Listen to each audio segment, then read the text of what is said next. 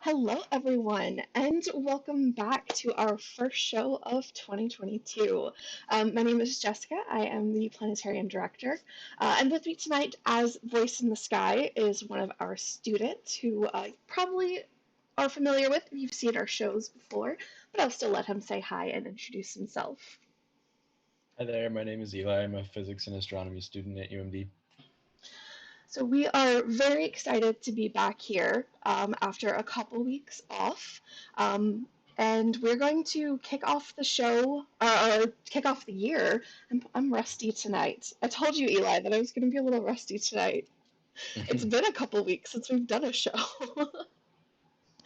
um, but we are going to be looking at the astronomical events that are taking place in the month of January, and then a couple, well, really just one news thing, because there's really only one big news thing that astronomers care about right now, and we'll get to all of that. But before we jump into that, I figured we'd give a little kind of mini update on the planetarium.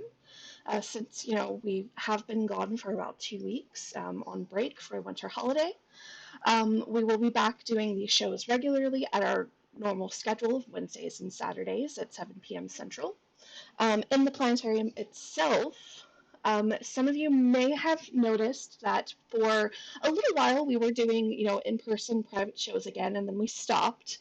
And that's because we actually had our audio system cut out on us in the planetarium. But new equipment has been installed. Everything looks like it is back up and running. I still need to kind of, test a few things, kick the tires, if you will.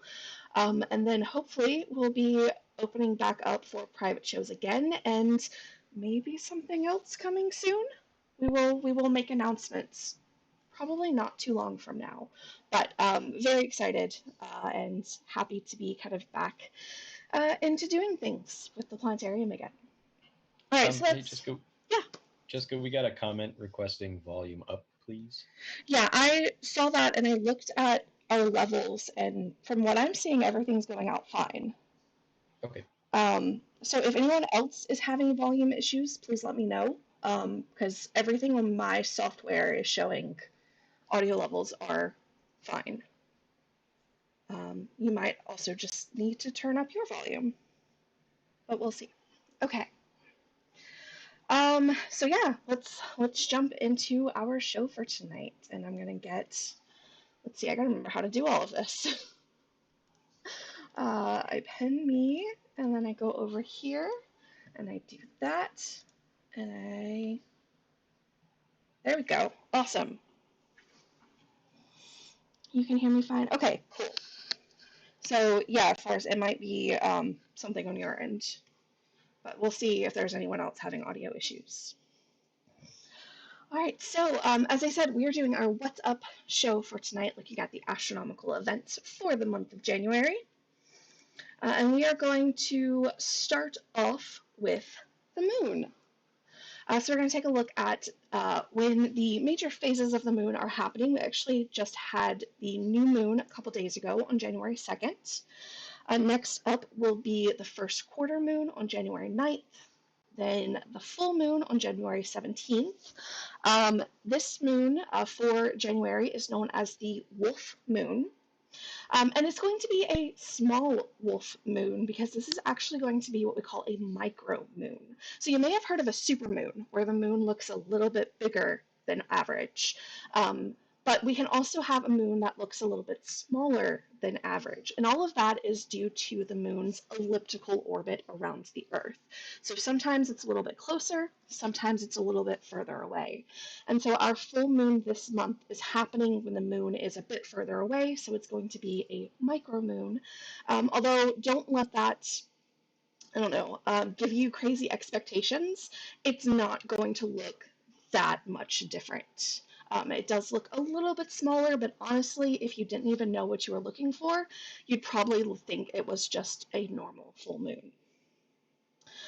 Then we have our third quarter on January 25th, and then right at the end of the month, on January 31st, we will have another new moon rounding out the end of our month. You can see here the dates. You can also see the times for when the moon will be up in those different phases. And this is because the moon can be seen sometimes during the day, sometimes at night, depending on what phase it's in. Okay, let's now take a look at what the planets are going to be doing. And we're going to start off with the morning sky.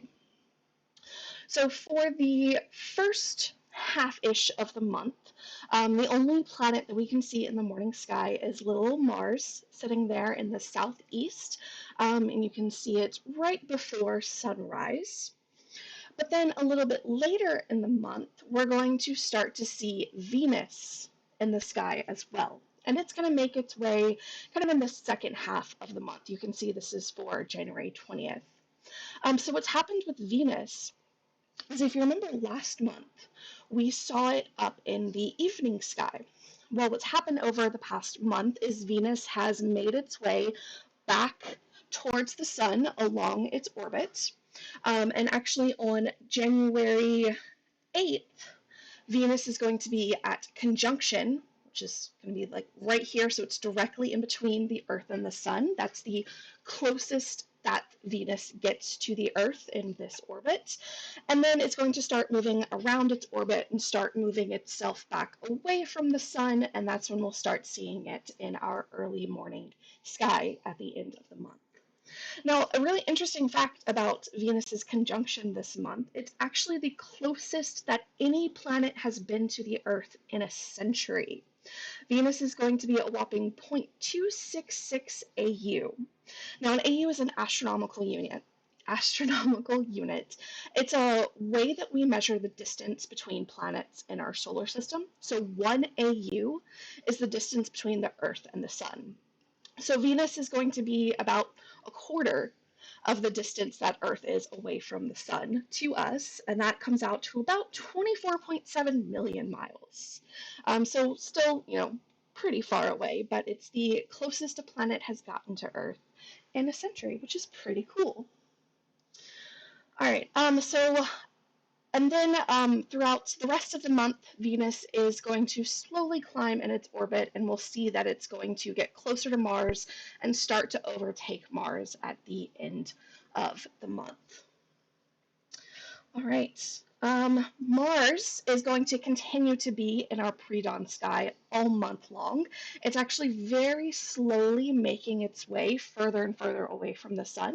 So we'll be seeing it earlier and earlier in the pre-dawn sky over the next several months as it slowly makes its way to opposition, which is going to happen in December, so at the end of the year. All right, so let's transition to the evening sky. And right at the start of the month, we have quite a few planets to see. Jupiter, Saturn, and Mercury are all visible just after sunset in the southwestern sky. But that's Hey, Jessica, I hate to interrupt. Yeah. My audio cut out for the Zoom window. Like, I can still hear you through the Facebook Live, and everything sounds good on the live stream end, but my Zoom audio is not working. So I might just butt in with interjecting questions at random times because I can't gauge. Yeah, that's fine. Where we're at. That is not a problem. Okay. Audio is a mix of problems. Yeah, I'm not sure what the audio problem is, because again, everything on my end is showing it's fine. But we'll get back to our evening sky here. So like I was saying, we have Jupiter, Saturn, and Mercury for the first half-ish of the month. And then that's going to change because all of these planets are slowly making their way towards the sun. Now, Mercury is actually going to be at its greatest elongation on the 7th. That's the furthest it gets from the sun, so that's going to be the best day to try and see Mercury. And then after the 7th, it's going to slowly make its way. Well, not slowly, actually. Mercury moves pretty fast. It's going to be making its way back to the sun. So around January 7th, if you want to see Mercury in the evening sky, that's the best time to catch it. And then it's going to start getting closer and closer to the sun and be incredibly difficult, if not impossible, to see. Jupiter and Saturn are also going to be visible for, at least Saturn's going to be visible for the first half of the month, but because as Mercury, it's slowly making its way down, it's going to, by the end of the month, be lost in the twilight light. Jupiter, though, will be around until the end of the month, but it is definitely getting lower in the sky and will be a little bit more difficult to see, again, because you have that twilight that's going to make Jupiter a little bit dimmer and more difficult to see. Now, our last two planets, Uranus and Neptune, are visible throughout this month. You need to wait till after sun sets to get good dark skies to try and see them. Now, Uranus and Neptune are not visible to the naked eye.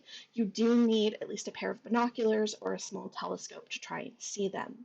Neptune, as you can see, is trailing not far behind Jupiter, so it's really only going to be visible in the earlier part of the night, right after sunset, right after it gets dark. Uranus, though, will be up all night long, and you can try and see that all night long throughout the month. All right. So moving on from, oops, what was this? Oh, right. Uranus on January 18th, that's why I have this date here, I remember that now, is going to be coming to a standstill on the 18th. So what's been happening over the past several months, Uranus has slowly been making its way westward across the sky, which is actually opposite than the planets. Oops, I told you I'm rusty tonight. Uranus has been in a retrograde loop, which means it's been moving in the opposite direction across the sky than planets usually follow. And so on the 18th, that retrograde loop is coming to an end. So Uranus is going to essentially look like it's coming to a standstill and then slowly start making its way back in the direction that planets typically travel, what we call prograde motion. And of course, this retrograde motion happens because Earth and Uranus and the other planets in our solar system are all moving at different speeds. The planets closer to the sun are moving faster, and the planets further from the sun are moving slower. So because Earth moves faster in its orbit than Uranus does, every so often we catch up to it and pass it. And you're seeing this demonstrated with Earth and Mars, but this happens with all of the outer planets, or all of the planets that are out past Earth. And so during this time that we're catching up and passing, we see the planet appear to go backwards in the opposite direction than it typically travels. Now, for Uranus, it has been doing this since August of 2021, and that is now coming to an end, and it will slowly start making its way back across the sky before starting another retrograde loop in August of this year, because again, we're going to catch up to it and pass it again later on in the year. Okay, now let's take a look at the International Space Station, which is a segment that we've added the past few months that we've been doing this show, because the International Space Station is visible if you know when and where to look. So for the International Space Station, what you're going to end up looking for is this bright, solid light that moves across the sky. And you'll probably see it brighten, and then it'll slowly dim again, but it doesn't blink, and it moves steadily across the sky. Now, there's a great website that you can go to take a look at if the ISS is going to be overhead where you are. And that website is heavens-above.com. So I have done this for us here in Duluth. And so you can see for people in Duluth, we have quite a few opportunities to see the International Space Station this month. If you're in a different location, you can go to this website, put your location, click ISS, and it'll show you when it is visible for you. Now, a couple of things you want to keep an eye out for if you're looking for a good night to go out and see the ISS. First, you want to look at when that's going to be happening, the time. So we can see at the beginning of the month, we have some happening kind of in the early morning, which is not when I want to be up, so that's not ideal for me. And then later in the month, we're going to start having flyovers happening in the evening, which is better, at least for me. And then the other thing you want to take a look at is the brightness. So the brightness is described in what we call magnitudes.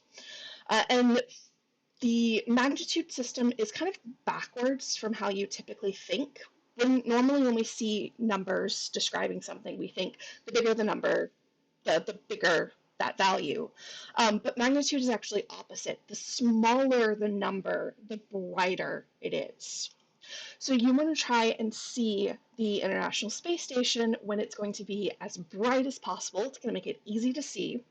And so you're going to want to look for kind of the smallest magnitudes.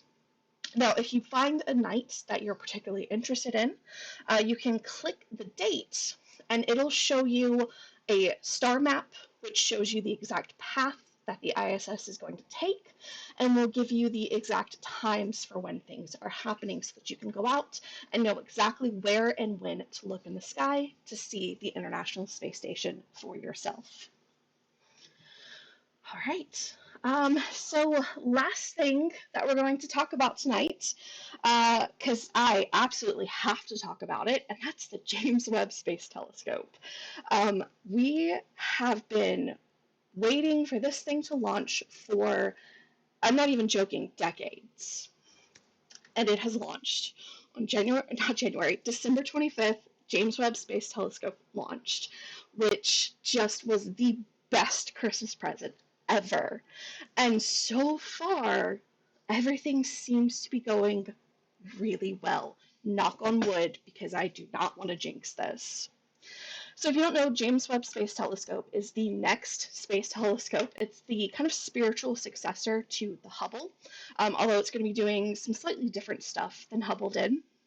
So you can see it kind of here with a bunch of the people who worked on it. You can also see the full mirror array and then some people, so you can see how big this telescope really is. So to kind of compare it to Hubble, the primary mirror of the James Webb is about 3 times bigger than Hubble. And this is exciting, one, because the bigger the mirror, the more light you can collect and the more you can see. So we like building big telescopes. But because it's so big, you can't just put it as is into a rocket and launch it. You have to fold this thing up in order to fit it inside of the rocket. And so that's been the thing that has been one of the scariest parts about this telescope. Not only do we have to get it into space, it has to unfold itself and unfold itself correctly in order for it to be functional. And so far, that process seems to be going very well. So this is a cool little video clip of what needs to happen, and I'll kind of tell you the steps we've done so far. So we are launched into space. We've got some antennas and things that are unfolding. We get the sun shields that start to kind of unfurl themselves and kind of origami out. And then what just recently happened is the sun shields will then deploy themselves, and they'll kind of spread out and become this nice big sun shield. And so that's the latest step that has been completed. And so you can see that happening right now. And you can see how complicated this whole process is, which is why everyone has kind of just been holding their breath since it launched, waiting for everything to happen. So that's where we're at right now. This is kind of the stage that James Webb is at. It has been launched. The sun shield has been deployed. It is tensioned, and then the secondary mirror has been deployed and is in place. So that's fantastic, but we still have a couple of really big steps to get through. The first one that's going to be coming up in about 2 days is the primary mirror has to unfold itself. So that's going to be taking place in about 2 days. And then right after, let me go back a little bit. Right after the primary mirror has unfolded itself, all of these little hexagon segments are going to be moved just a little bit to get them into place to create the smooth reflective surface for the mirror. And that is going to happen just after it unfolds. Each of those segments is going to move a little bit. And then if all of that goes well, the primary mirror will be unfolded and in place and ready to go. And then after that, all that will be left is to insert it into its orbit, which will happen at about 2.5 weeks from now. So this is the other kind of unique thing about James Webb, which is different than, say, Hubble, is it's not going to be orbiting around the Earth.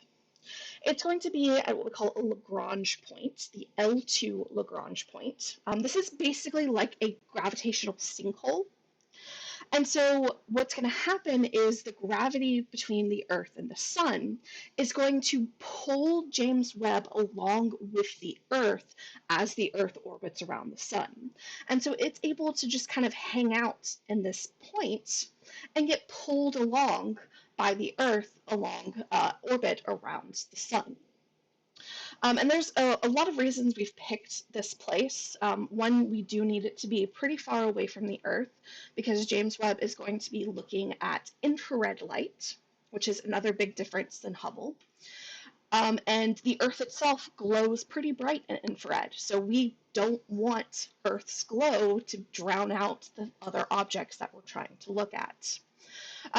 And this is also why it has such a big sun shield, is the sun also gives off just a lot of light, and that can give lots of false signals that we don't want. It can also heat up the camera, which is not good, because if the camera is hot, it's going to glow in infrared, and we're not going to be able to see anything, because we're just going to see the heat from the camera. So that's why we have this big sun shield, and that is the other kind of benefit to where it's at. As it's kind of looping around this Lagrange point, it's always going to have that sun shield pointed towards the sun, so it will always be blocked from the sun's light and heat. And so yeah, it's got to get there. It's going to be about 2.5 weeks before orbital insertion into this Lagrange point. And then after that, we have several months of calibration to get everything in working order. And then about 6 months, we should see first light from James Webb, which I just cannot wait for.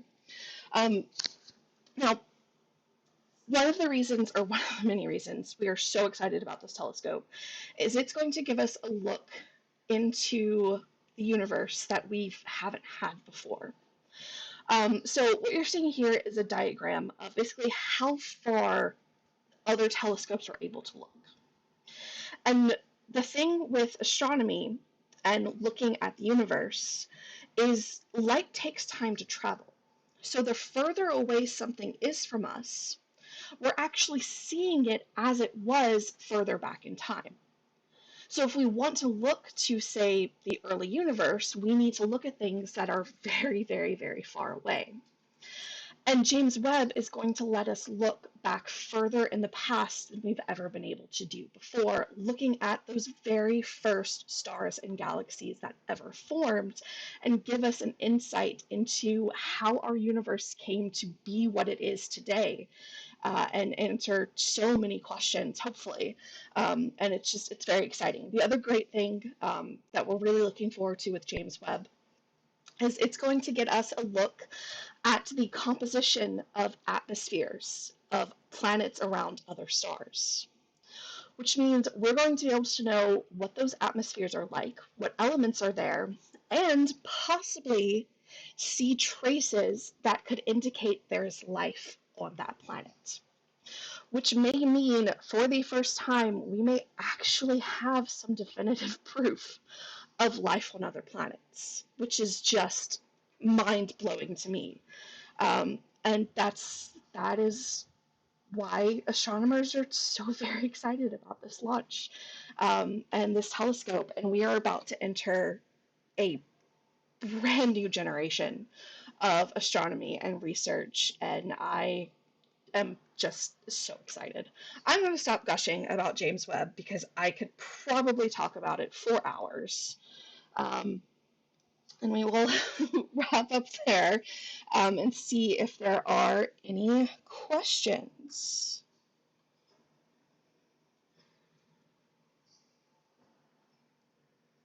I know, Eli, you're listening through the stream, so you're a little bit lagged.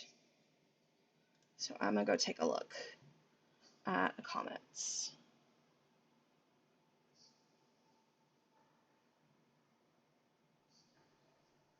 Yes, yeah, I'm just getting to the questions part now. No, just got a couple comments, no questions.